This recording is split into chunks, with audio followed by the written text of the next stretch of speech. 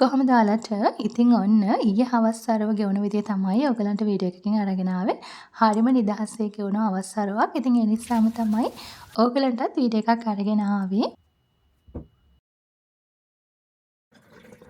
ඉතින් මුලින්ම මම දැන් වෙලාව කිව්වොත් 4ට විතර ඇති. මම වොෂ් එකක් එහෙම දාලා මේ හදන්නේ අපේ ශනු බබාගේ රූම් එක අස් කරගන්න. ගොඩක් වෙලාවට අපි බබා තමයි රූම් එක අස්පස් කරන වැඩ ඔක්කොම කරන්නේ. නමුත් අද එයා ක්ලාස් ගිහලා එන ටිකක් පරක්කු වෙන නිසා මම හිතුවා අස් කරගන්න ඕනි කියලා. නමුත් එයා අස් කරාට ඩීප් ක්ලීන් කරන්නේ නැහැ. ඉතින් සාමාන්‍ය අස් කරගන්නවා. ඉතින් මම හිතුවා අද ලස්සනට ඔක්කොම ටික අස් කරගන්න ඕනි කියලා. ඉතින් මුලින්ම බෙඩ්ෂීට්ස් මාරු කරලා අස්පස් කරගන්න තමයි මේ ලෑස්ති වෙන්නේ. බලන්නකෝ මේ බෙඩ්ෂීට් එක නම් මාරම ලස්සනයි. මේක මං හදාගත්තේ looms.lk කියන පේජ් එකකින්.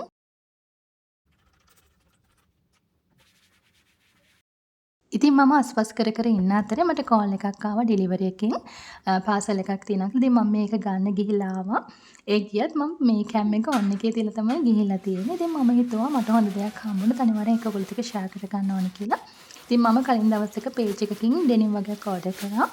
හරිම රීසනබල් ප්‍රයිස් එකට තමයි යාළගේ ඩෙනිම්ස් තියෙන්නේ. ඒ ප්‍රයිස් එකට මාරම වර්ත්. ඉතින් මං හිතුවා ඔයගලටත් පොඩ්ඩක් පෙන්නන්න ඕනේ කියලා ලස්සන ඩෙනිම්ස් පෑන්ට් තිබුණා. ඒ වගේම තමයි ඩෙනිම් කියුලටුත් තිබුණා. ඉතින් හරිම ලස්සනයි. මේ ඔයගොල්ලෝ ඩෙනිම් වගේ ගන්න නම් අනිවාර්යෙන් මේ පේජ් එකෙන් ගන්න. ප්‍රයිස් එක මාරම අඩුයි. මම පේජ් එක ඔයගලන්ට දාලා තියන්නම්. ඉතින් ඊට පස්සේ මම කාමරේ ඔක්කොම හොඳට අස්පස් කරගත්තා. ඔන්න දැන් අපේ ශනු බබාගේ රූම් එක හොඳට අස්පස් කරලා හොඳ සුවඳට තියෙනවා. ඉතින් මේක ඉවරලා මම හදන්නේ හවස තේ බොන්න රසම රස බටර් කේක් එකක් ලෑස්ති කරගන්න. ඉතින් නමුත් හැමදාම මම බටර් කේක් හදන විදිය ඔයගලත් එක්ක ෂෙයා කරගන්න නිසා ඉතින් මං හිතුවා පොඩි ඔයගලන්ට වර්ධින දෙයක් කියලා දෙන්න. බටර් කේක් එක රසට හදන විදිය කියලා දෙන්න. මුලින්ම ඔයා බිත්තර ටිකයි බටර් සීනි ඒ ටික ඔක්කොම බීට් කරගත්තට පස්සේ පාන් පිටි ටිකට එකතු කරගන්න කිරිපිටි ටිකක්. කිරිපිටි ග්‍රෑම් 50ක් විතර එකතු කරගන්න මාරම රසයි කිරි රසක් දෙනවා හොඳට. ඒ ටික දාලා ටික ටික හල්ලා මෙන්න මේ වගේ කලවම් කරගන්න. ඉතින් පිටි කලවම් කරද්දී බීට් එක අවශ්‍ය කරන්නේ නැහැ. බීට් එක නැතුව මේ වගේ ස්පැචුල එකක් හරි හැන්දක් හරි පාවිච්චි කරලා තමයි මෙන්න මේ විදිහට කලවම් කරගන්න ඕනේ. මෙන්න මේ වගේ හොඳට කලවම් කරගන්න.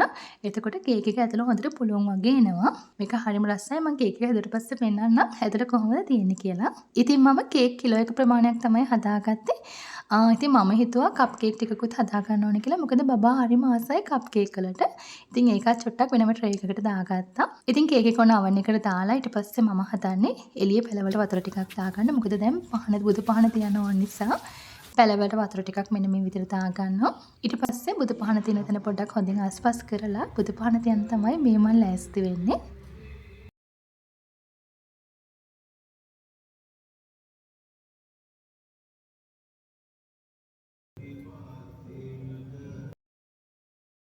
ඉතින් ඔන්න බුදු පහන ඔක්කොම තියලා ඊට පස්සේ තමයි මං හදන්නේ තේ බෝන. ඉතින් දැන් මේ වෙලාවේ කේක් එක හරි නමුත් කප් කේක් ටික නම් තාම oven එකේ.